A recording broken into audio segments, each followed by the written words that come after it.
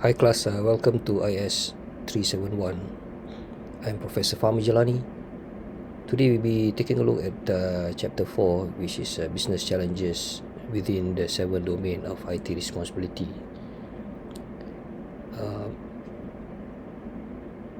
Basically, the learning objective is to analyze how security policy will help to mitigate risks and also support business, especially in the IT domain. Key concept, we will take a look at the 7 domain of IT infrastructure, which is the common security control and even policy.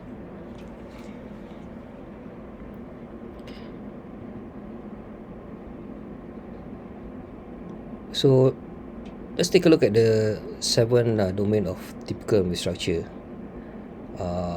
So in typical IT infrastructure, you can basically group them into several ways or many ways of security policy, and this is basically they are grouped for within the risk and also the issues that they face. They usually share similar or enough separation where you can manage them in certain areas, and also it targets on different audience.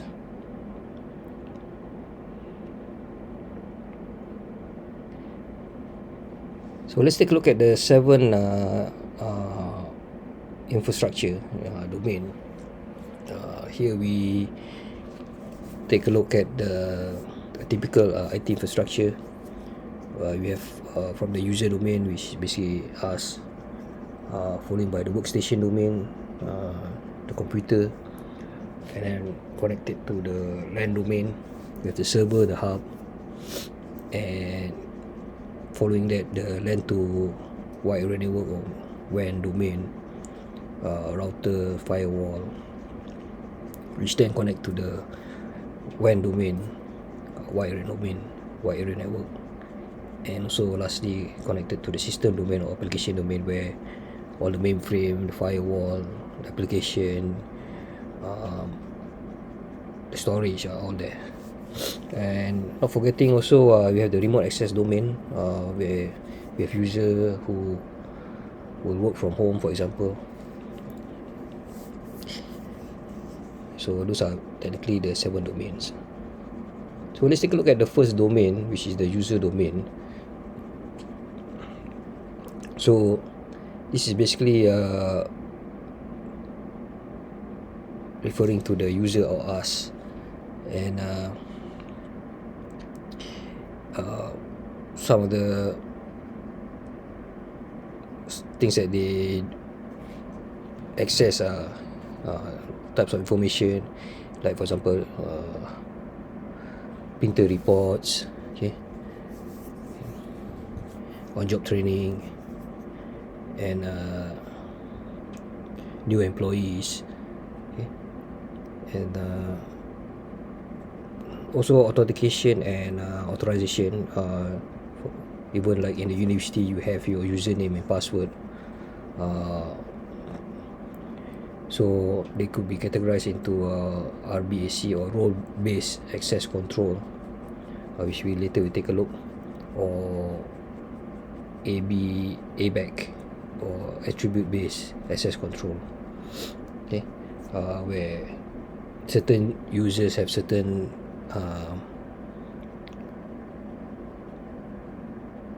application or certain rights on a workstation, for example. For example, if a student could install a software or not, for example, which we see in the next slide. Here we have on the left side is basically individual access, where the managers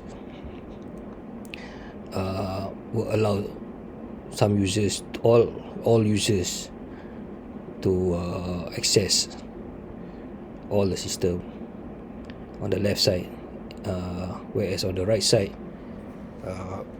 only certain managers could allow certain users to access certain software or device. So on top of that, we will take a look at what the key policy, okay, what is acceptable to use, for example, certain software, email policy, whether they can download certain attachment, privacy policy not to share the company documents, system policy, whether you can download or install certain software, physical security security and clean desk policy means you don't corrupt the workstation by installing certain other software or viruses which what you might not know. Corporate mobility, okay, whether you can bring out the information outside of the company, and social networking policy, whether we are able to post certain things from the company. Next, we take a look at the second one, which is workstation domain. These are basically the devices that you end user use. Okay, it could be laptop, mobile devices, tablet. Okay. So when logging in, the user are required to do authentication, username, password. Okay, they are basically authorized to use it.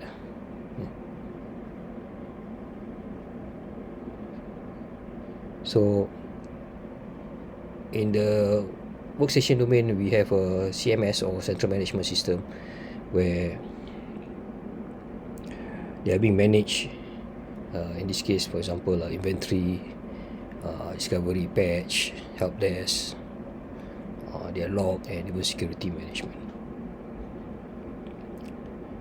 Having said that, we mentioned about using their own device or BYOD. Okay. Today is quite common. Usually like to bring certain people like to use tablet, for example, or maybe a Mac versus a Windows. Okay.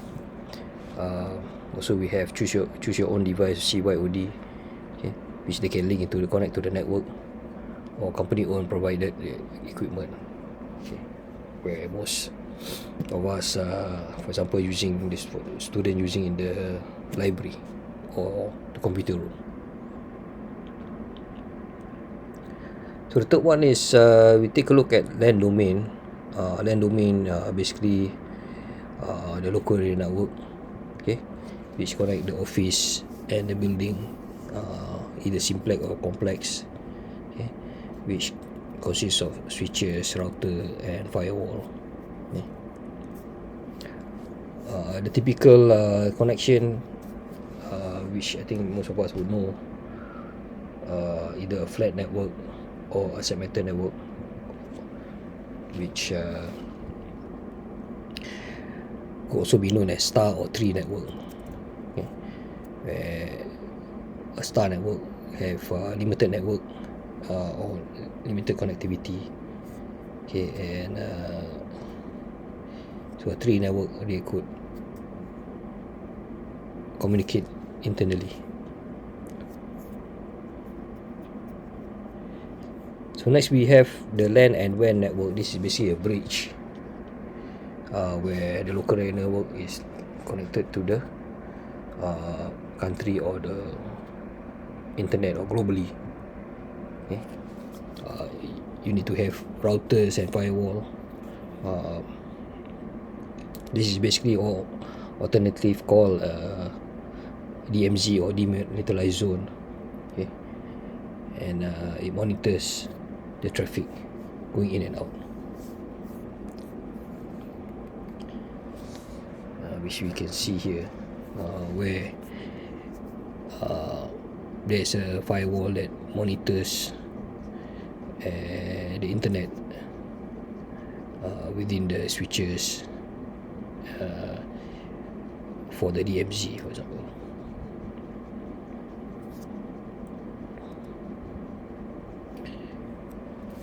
So next we have the WAN domain, which technically is the internet.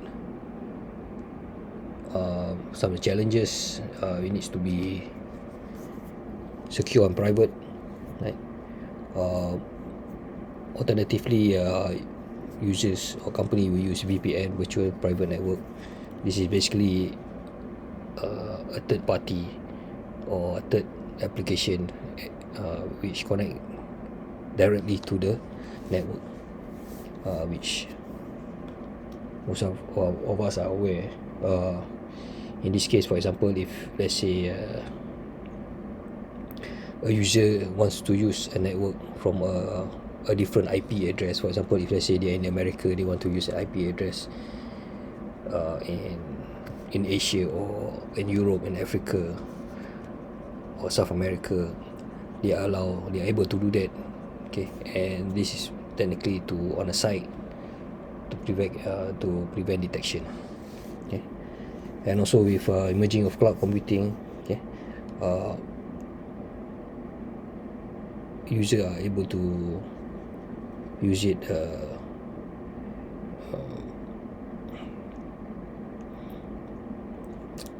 and pay as they use, for example.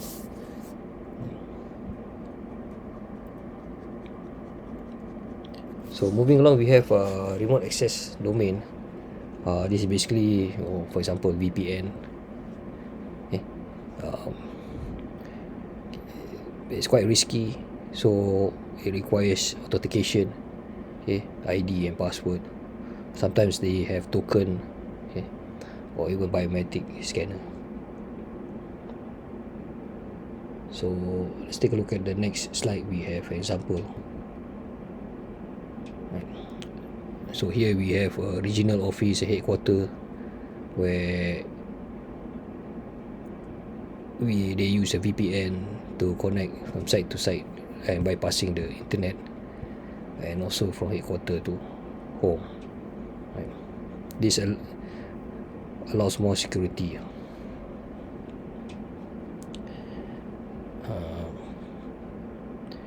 So the last domain, we'll take a look at system application domain. So this refer to all the application or software that is installed in the infrastructure or company. Could be email, word processing, okay, antivirus, okay.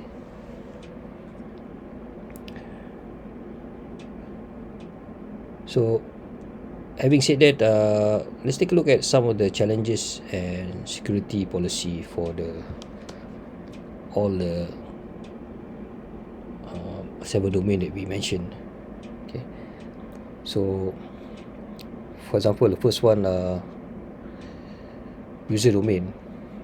Okay, some challenges, humans are unpredictable, and sometimes we do make mistake. Okay, and so there is need to be inculcate training, for example, okay, and updating of policy, for example, okay, and also enforcement and also rewards, okay, not forgetting monitoring. Next is the workstation domain, where you are bound to attack by software, for example, viruses, okay, Trojan horse, okay, where policy needs to be updated, for example, patching, updating of software, compliance with the law, rules, and so limited access, and also data encryption.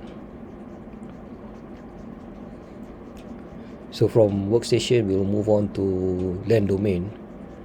Okay, LAN domain do face challenges, for example, today with video, okay, right. We will need a high bandwidth, for example, and it will slow down the system, right?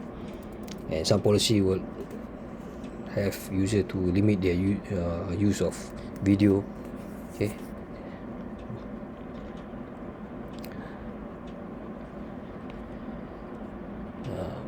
Next, we move on to LAN to WAN domain. Okay. Focus on protecting DMZ.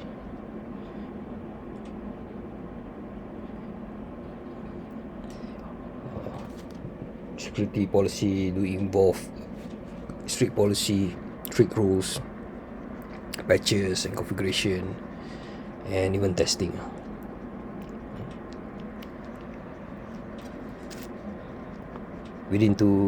Moving along to the WAN domain, or wide area network, or the internet. Okay. So the user will find companies will find challenges on VPN, which is provided by the internet service provider. Okay. Whether their service is reliable or not. Okay. And also there is a need for protection and configuration, define roles and responsibility. Okay. How to deal with the vendors to prevent any security leakage or hacking. Right. So next we have remote access domain. This is basically referring to speed and reliability again, and also who owns the device. Okay, what happen if it's stolen, other data encrypted, patches. Policy do include risk assessment, border capabilities, okay, and network access control. And the last domain, basically the software or system application, which covers challenges of data leakage, okay, which is quite common today, where there is a need for DLP, or data loss protection, or data leakage protection. Okay, on all the layers. Okay, in terms of inventory, parameter, and also device management.